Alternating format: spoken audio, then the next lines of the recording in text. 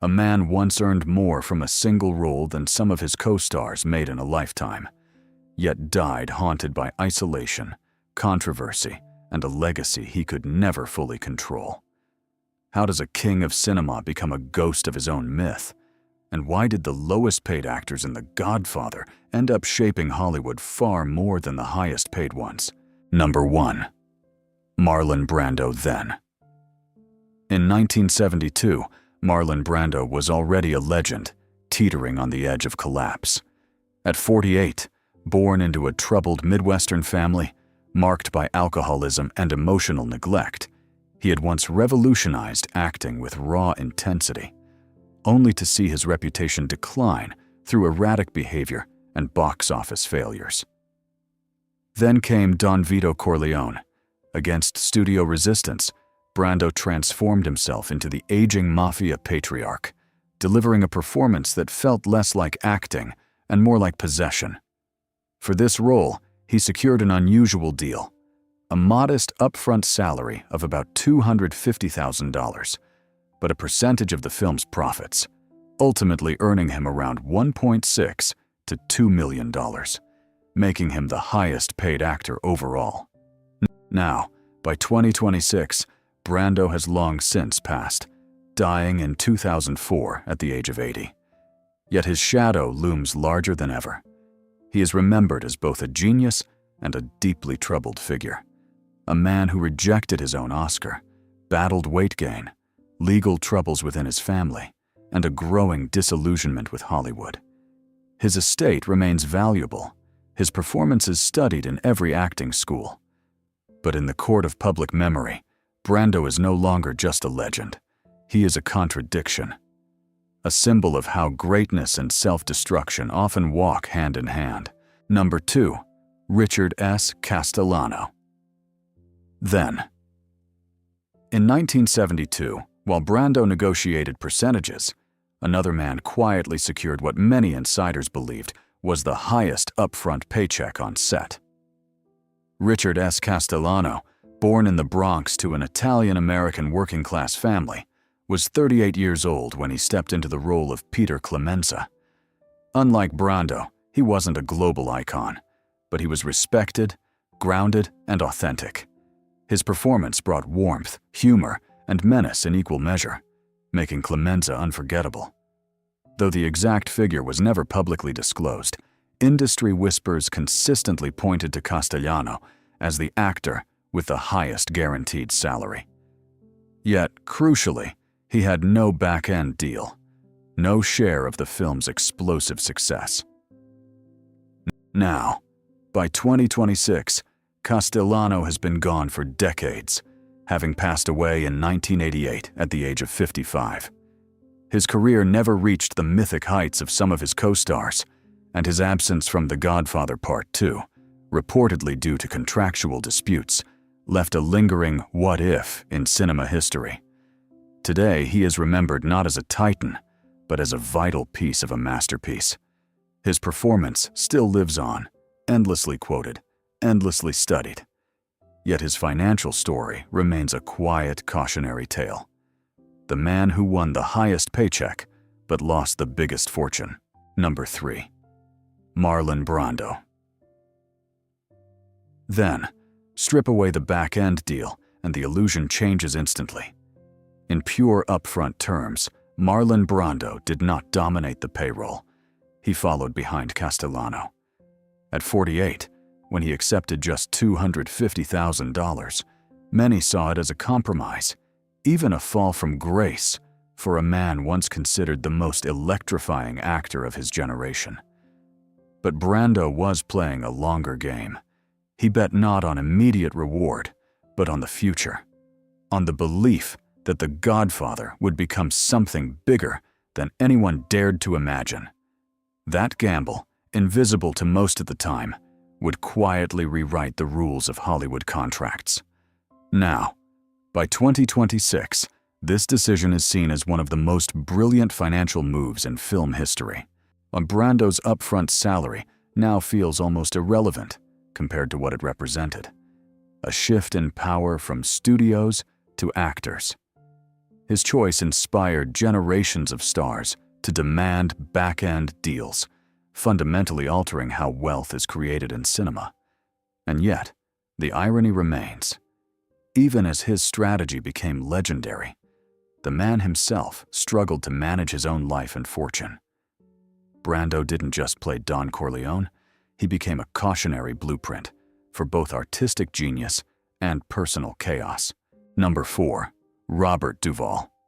Then, in 1972, Robert Duvall was 41 years old, a disciplined craftsman shaped by a military upbringing and years of quiet struggle in theater and television.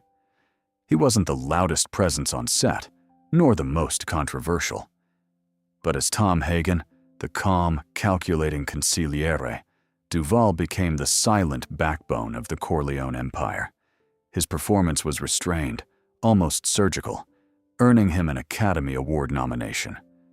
And yet, for all that precision, all that emotional control, his paycheck was a flat $36,000. No percentages, no future stake, just a fixed number, for a role that would echo through cinematic history. Now, in 2026, Robert Duvall stands as one of the few surviving pillars of that original cast, now in his mid-90s. Unlike many of his contemporaries, he avoided scandal, excess, and self-destruction. His career stretched across decades, filled with critically acclaimed performances and a reputation for integrity. Financially stable, artistically respected, and still revered by audiences, Duvall represents a different kind of success, not explosive, not mythic, but enduring. In a world obsessed with massive paydays, he became proof that longevity can outlast even the biggest contracts. Number 5. Al Pacino.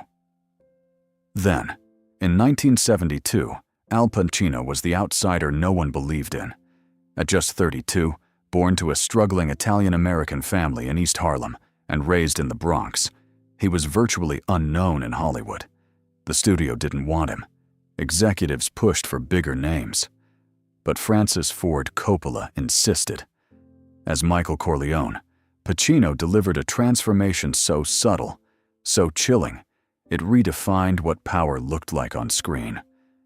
And yet, for carrying what would become the emotional spine of The Godfather, he was paid only about $35,000. No bonuses, no back end, just a newcomer's wage for a performance that would change cinema forever. Now, in 2026, Al Pacino is 86 years old, a living monument to acting itself. Unlike Brando, he remained consistently present, evolving with time while never losing his intensity. His career brought him immense wealth, awards, and global recognition. But more importantly, he outlived the role that once defined him. Today, audiences don't just see Michael Corleone. They see Pacino as a symbol of endurance, discipline, and artistic fire. The man once dismissed as too small became one of the largest figures Hollywood has ever known. Number 6. James Caan then. In 1972, James Caan was 32, a streetwise kid from the Bronx with a restless energy that refused to be contained. Raised in a working-class Jewish family, he brought something unpredictable to every role. And as Sonny Corleone, that volatility exploded onto the screen. Sonny wasn't calculated like Michael or composed like Tom Hagen. He was raw instinct, rage, and impulse. Caan's performance burned fast and bright, becoming one of the most memorable forces in the film. Yet for all that fire, he earned roughly $35,000. No profit participation, no long-term safety net. Just a fixed paycheck for a role that would define him forever. Now, by 2026, James Caan is no longer here, having passed away in 2022 at the age of 82. His life after The Godfather was a turbulent mix of success, setbacks, and personal struggles. He stepped away from acting at times, battled with industry pressures, and never fully escaped the shadow of Sonny. Still, in retrospect, his legacy feels almost poetic. A career that mirrored his most famous character. Intense, unforgettable, and gone too soon from the center of the spotlight. Today, audiences remember him not for longevity, but for impact, the kind that doesn't fade, even after the man himself is gone. Number 7. Diane Keaton. Then, in 1972, Diane Keaton was just 26 years old, a young actress from Los Angeles with theater roots and a quiet, almost fragile screen presence. She stepped into the role of Kay Adams, an outsider to the Corleone world, a woman watching power from the edges, never fully allowed inside. Unlike the men around her, Kay didn't command fear. She revealed its consequences. And yet, despite being central to the emotional contrast of the story, Keaton received only about $35,000.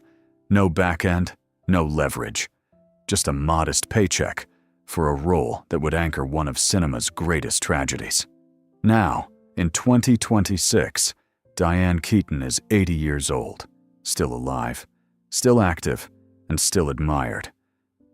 Unlike many of her co-stars, she carved a path beyond The Godfather, becoming an Academy Award-winning actress, director, and cultural icon. Her life remained relatively free of scandal, marked instead by independence and reinvention. Financially secure and artistically fulfilled, she represents a rare balance. Someone who started at the bottom of the pay scale, yet built a legacy that stands equal to any of her male counterparts. Today, Keaton is not just remembered. She is respected as one of the defining voices of her generation. The numbers tell one story. The lives behind them tell another. Some chased immediate wealth and vanished into obscurity. Others accepted almost nothing and built empires that outlived them. Because in the end, The Godfather was never just about power. It was about the price of it. And every one of these actors paid differently.